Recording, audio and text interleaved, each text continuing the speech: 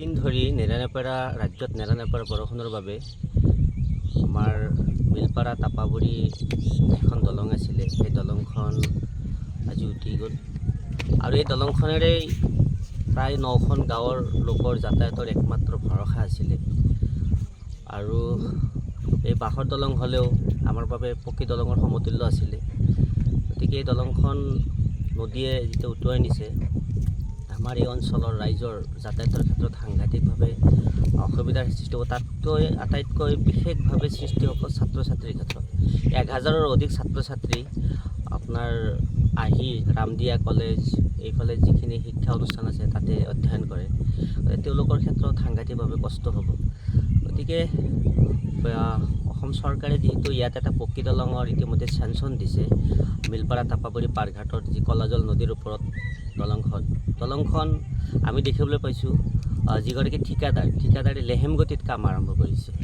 এতিয়া যিহেতু প্ৰতিকূল বতৰ, এতিয়া সম্ভৱ নহয়। পানী শুকোৱাৰ পিছত যি ধৰণে বৰ্ণি বৰচলি দলংখন 1 বছৰতো সম্পূৰ্ণ কৰিছিলে, ঠিক তেনেকুৱা ধৰণৰ কৰি যদি 1 বছৰত এই পকী দলংখন নিৰ্মাণ কৰি দি বৃহত্তৰ ৰাইজ ইয়াত দকনীয়া, তাপাবুৰী, শৈলমাৰী, নপাৰাপাম ইত্যাদি কৰি প্ৰায় 50,000 মানুহৰ জনবসতি, ইয়াত 20,000ৰ অধিক মানুহ দৈনিক পাৰাপাৰ হ'ব লগা হৈছে। গতিকে এইখন দলং অত্যন্ত জনসাধাৰণৰ কাৰণে জৰুৰী। গতিকে অসম চৰকাৰৰ মাননীয় মুখ্যমন্ত্ৰী মহোদয়ক অনুৰোধ জনাম, প্ৰতিকূল বতৰ শেষ হোৱাৰ পিছতে, বাৰিষাৰ শেষ হোৱাৰ পিছতে যিখন পকী দলং, এই পকী দলংখন যাতে দিন ধৰি ৰাজ্যত নেৰানেপেৰা বৰষুণৰ বাবে আমাৰ মিলপাৰা তাপাবুৰী এখন দলং আছিলে, সেই দলংখন আজি উটি গ'ল আৰু এই দলংখনেৰেই প্ৰায় 9খন গাঁৱৰ লোকৰ যাতায়াতৰ একমাত্ৰ ভৰসা আছিলে। আৰু এই বাঁহৰ দলং হ'লেও আমাৰ বাবে পকী দলঙৰ সমতুল্য আছিলে।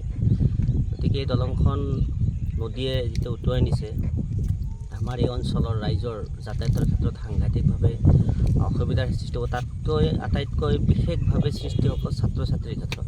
1000ৰ অধিক ছাত্ৰ ছাত্ৰী আপোনাৰ আহি ৰামদিয়া কলেজ, এইফালে যিখিনি শিক্ষা অনুষ্ঠান আছে তাতে অধ্যয়ন কৰে, তেওঁলোকৰ ক্ষেত্ৰত সাংঘাতিকভাৱে কষ্ট হ'ব। গতিকে অসম চৰকাৰে যিহেতু ইয়াত এটা পকী দলঙৰ ইতিমধ্যে চেংচন দিছে, মিলপাৰা তাপাবুৰী পাৰঘাটৰ যি কলাজল নদীৰ ওপৰত দলংখন আমি দেখিবলৈ পাইছোঁ যিগৰাকী ঠিকাদাৰে লেহেম গতিত কাম আৰম্ভ কৰিছে। এতিয়া যিহেতু প্ৰতিকূল বতৰ, এতিয়া সম্ভৱ নহয়। পানী শুকোৱাৰ পিছত যি ধৰণে বৰ্ণি বৰচলি দলংখন 1 বছৰতো সম্পূৰ্ণ কৰিছিলে, ঠিক তেনেকুৱা ধৰণৰ কৰি যদি 1 বছৰত এই পকী দলংখন নিৰ্মাণ কৰি দি বৃহত্তৰ ৰাইজ ইয়াত দকনীয়া, তাপাবুৰী, শৈলমাৰী, নপাৰাপাম ইত্যাদি কৰি প্ৰায় 50,000 মানুহৰ জনবসতি, ইয়াত 20,000ৰ অধিক মানুহ দৈনিক পাৰাপাৰ হ'ব লগা হৈছে। গতিকে এইখন দলং অত্যন্ত জনসাধাৰণৰ কাৰণে জৰুৰী।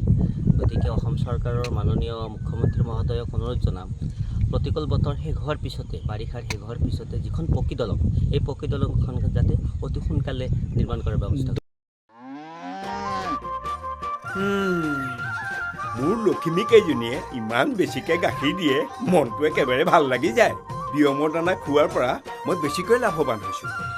আপোনালোকেও বিয়মৰ দানা খুৱাওক আৰু এইটো বেছিকৈ লাভ কৰক।